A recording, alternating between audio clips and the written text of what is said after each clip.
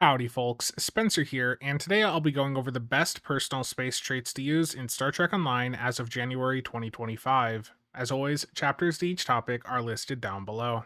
Now, before I get too far into things, I do have a couple of quick notes. First, as you can see in the background, most of the personal space and ground traits in the game originate from lockboxes. Thankfully, these can all be acquired with energy credits via the player exchange, which is something you can work towards over time if you're on a limited budget or are playing fully free to play. And second, given that the majority of people playing this game are on directed energy weapon builds using beams or cannons, the traits I recommend here are the best options for that majority. If you do something a bit more niche, like exotics, supporting, or PvP, then I would advise that you do some additional research over on the builds Discord to find some better recommendations for your specific niche. And before I go over the top of the line premium traits that you want to ideally end up with, I do want to give you guys a bit of a baseline. Like, what are the budget traits that you should slot until you have the better traits? So, looking at the list here, accurate, that's good for the weapon accuracy. If you're running cannons, you could do cannon training. If you're doing beams like I am, then you would do beam training instead. If you have a projectile weapon on, you could also do projectile training until, again, you have a better trait available to you. Then you have efficient captain. That's a little bit of extra power. This is a trait that I would very quickly replace, but if you have absolutely nothing better, that would work until you have something else. Elusive for the 10 defense rating would be fine as well. You will have two traits that align to your career. So I'm on an engineer captain on this alt, and this has EPS manifold efficiency, which is giving you some power whenever you hit emergency power to subsystem abilities. Grace Under Fire on an engineer would also be good. You know, if you're on attacker side, you could just run your corresponding career traits or whatever else you have access to. Fleet Coordinator is pretty good if you're running with a team. This is going to give you plus 2% bonus Cat 2 all damage per team member, yourself included. So with a full team of 5 players, that's 10% Cat 2. So if you're playing in a team, that trait goes on. If you're not, you take it back off. Innocuous is good for the minus threat and crit severity. Let's see what else here. Operative, that's 1% crit chance to severity. That'd be fine. And then after that, like there's nothing really that crazy there, but there is some story missions that do give out some traits. And one that you may want to look at is Point Blank Shot from the House Peg mission. This is in the Iconian arc. This is a trait that's going to give you a scaling Cat 2 energy weapon damage buff based on your distance to target. So, as a filler until you have access to those better premium traits, that would be a good trait as well. So those are a good baseline there. And again, if you're not on an engineer, you're not going to have Grace Under Fire or EPS manifold. So just run whatever your career has access to. For tax, that'd be Crippling Fire and Last Ditch Effort. For science, Conservation of Energy and Photonic Capacitor. You know, just run whatever you have access to basically at a baseline until you have access to the better traits. And next up, I'll be going through the current ideal meta endgame traits. And again, this is with a focus on energy weapon builds, as that is what most of you are running. So first up is the lockbox trait, A Good Day to Die. This trait is exclusively for TAC captains, but having it slotted will enable you to use Go Down Fighting whenever you want. Without it, a TAC captain can only use Go Down Fighting when below 50% HP. The trade-off is that the damage buff you get from this is going to be lowered, but that is worth the trade-off given you can hit Go Down Fighting whenever with the slotted. And pricing-wise on the exchange, this trait goes for about 50 million right now. And for those of you that are on non-tech captains, just use one of the other traits I'll be talking about today in place of this. Next up is Adaptive Offense, a lockbox trait that you can get from either the Borg or Infinity lockboxes. There's also a ground trait with the exact same name, so when you're looking for this on the exchange, be very careful and make sure that the one that you're buying has space trait in the name and not ground trait. The ground trait will go for about 3 mil, and the space trait about 30 mil. Now, what makes this trait so special is that at base it's providing you with 2.7% crit chance. Every time you get a critical hit, 0.9% of that crit chance will turn into 3% crit severity for 10 seconds, capping out with a max of 9% crit severity. Basically, this trait is going to help you get more critical hits, and then once you get the critical hits, it's going to enable you to get more out of any following critical hits. Next up is Duelist Fervor, another Infinity Lockbox trait that currently is overpriced on the exchange at 78.5 million. That is just a crazy price for this trait. Wait for it to come back down a little bit. I think anything more than 50 mil for a trait right now is a bit ridiculous. Now, what this trait does is while slotted, it is going to give you a buff whenever you or a teammate gets a kill. So this buff is plus 5% Cat 1 all damage for 10 seconds and plus 5 accuracy rating for 10 seconds. And this can stack up to 3 times, meaning a total of 15% Cat 1 all damage and 15 accuracy is possible. So on builds or teams where enemies are dying at a fast pace, this is a really great trait to have. Being that this is an all damage buff, it is going to buff every single thing on your build, including some of the things like the Pavan Omni if you have that on, that doesn't necessarily have a ton of damage buffs out there for it. Next up is Fireball Escape, another Infinity Lockbox trait. Thankfully, most people don't know how good this trait is, so currently it's still under 10 million on the exchange as of me recording this. Currently had 7.4 mil, but that will most certainly change very quickly after this video goes live. What makes this trait special is that it makes you immune to 1 Warp Core Breach every 120 seconds, followed then by giving you a huge set of speed buffs for 8 seconds after being hit by Warp Core Breach, along with a 20% crit severity buff for 30 seconds. In practice, those secondary perks do seem to have a 2-minute cooldown as listed, but having this trait slotted is giving you immunity to all Warp Core Breaches. It is possible that this trait may eventually be fixed, but for right now, being able to ignore Warp Core Breaches by having this slotted is quite nice.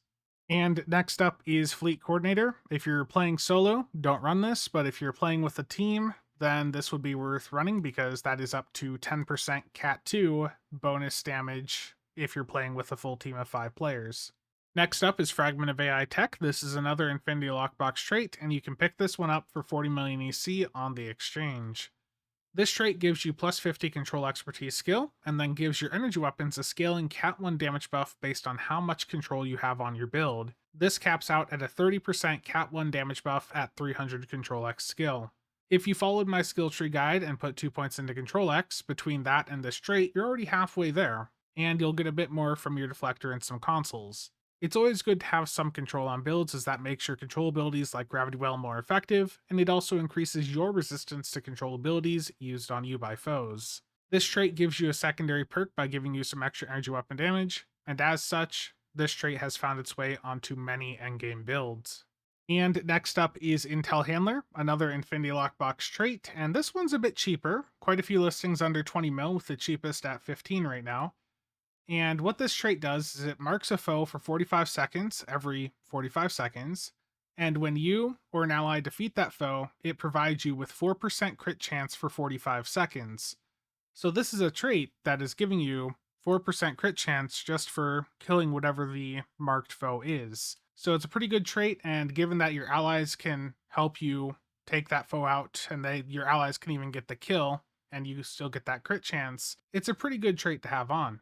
And next up is Intelligence Agent Attache. This is another Infinity Lockbox trait. It is a bit more expensive though, with only 3 listings at or below 50 mil, quite a few above. This is a pretty popular trait, and it is popular because upon your weapons having a critical strike, it is going to restore or reduce the cooldown of your captain abilities by 2%, and this can trigger every 1 1/3 seconds. So with this trait on, you're able to get your captain abilities up much faster, and because of that, it is pretty much a staple on every build in the game that has weapons on it. Next up is Terran Targeting Systems. This is another Infinity Lockbox trait, and unfortunately all of the listings for it are above 50 million EC. What this trait does is it gives you a 15% crit severity buff, and in exchange, incoming critical hits will reduce your speed by 10% for 5 seconds, but that can only occur once every 15 seconds. And in PvE, where enemies have a 2.5% crit rate, you don't really run into this. It just isn't something to worry about, and given it does have a 15-second lockout, even if it does happen, it's not going to be happening all the time. Next up is the Boimler Effect. This trait comes from the Lobby store and has a base cost of 200 Lobby crystals. It can also be acquired on the exchange for typically around 60 million EC. If you intend to get this with Lobby, then I would recommend you wait for at least a 20% Lobby sale, which would bring it down to 160 Lobby. Though overall, I would recommend you get it with EC instead. Lobby is a very expensive resource to acquire, and even 160 Lobby would take around 30 keys on average to obtain, whereas 60 million EC is just under the cost of 5 keys. Now, what makes this trait so important is that it has a 17.5% chance whenever you hit a bridge officer ability to reset all of your bridge officer abilities to their shared cooldown. This is one of the best sources of bridge officer cooldown reduction we have, though given it is a 17.5% chance and not guaranteed, I would still recommend you use something alongside it like Photonic Officer, the Ilios console, or the Ruin of Our Enemy's Starship trait. Next up is Unconventional Systems, another Infinity Lockbox trait which runs for around 43 to 45 million on the exchange. Now, this is the trait that you often hear referred to as Uncon. It is a core component for the current meta. While this trait is thoughted, using Control Bridge Officer abilities reduces the recharge time of your Universal Consoles by 7%. With this on ability using several control abilities, you can get your Universal Console clickies back up very fast, especially when you combine it with the console off of the Tier 6 Woven Obelisk, the Subspace Fracture Tunneling Field. Basically, any playstyle that uses Universal Consoles will benefit from this trait, which is why nearly every endgame build uses it. And if you're an alien, that is the 11 traits that you can slot. Now, if you're not an alien, you can only slot 10, and if your captain's not elite and not an alien, you can only have 9. So if you have to drop any of them I've listed so far, Fleet Coordinator, if you're just doing solo content, you would drop that. That is just something you run in a team environment. I know some people will be quick to drop Adaptive Offense. You could go ahead and do that if you wanted. Duelist Fervor, if you're in a situation where kills are not happening that often, that'd probably be okay to drop as well. If Fireball Escape ever gets fixed and is not providing immunity to every warp core breach, then we would probably drop that. But for the other traits, I think those would all remain. Now, for some alternatives, if you're looking for survivability, Whole Lot of X's is a lockbox trait. I think it's around the mid 20s price wise, so still a bit cheap compared to some of the other lockbox traits out there. When you drop below 25% hull capacity, that is going to give you a heal. If you're doing a beam build, Symbiotic Ice is also a trait that can be nice to run sometimes. On my beam builds, I typically see between 30 to 50k DPS from this trait on runs where I'm doing like a million DPS with a beam build. This just adds 6% of your beam weapon damage as additional cold damage, but it cannot critically hit, so that is a limiting factor for it. If you have the superior beam or cannon training traits from K13, then running whichever corresponds to your weapons would be fine. Self-modulating fire, I used to use quite a bit. That is 50% shield pen for 10 seconds for energy weapons upon getting an outgoing critical hit, but that can only go off once every 45 seconds, so in the past couple of years, I've found myself taking that off builds a bit more because of the uptime. If you have the 14th anniversary bundle, then the Liberated Borg Kingdom Nanoprobe straight from that would be a good filler until you have something better. That is up to plus 20 kinetic damage resistance and plus 20 crit severity for energy weapons. That takes a bit of time to get up to the full stacks of that, 50 seconds, so it's not great for every situation, but if you're looking for a filler trade until you have some of this better stuff and you have the 14th bundle, then that would work. The Inspirational Leader trait is another Infinity Lockbox trait that used to be pretty popular. What this does is 10% chance when activating a Bridge Officer ability to grant plus 10 to most starship skills for 15 seconds, can stack up to 3 times, so plus 30 to your skills. There are some builds that still use this. Some people just love to have this on every build. It's still a good trait, I just don't think it's a must slot for everyone.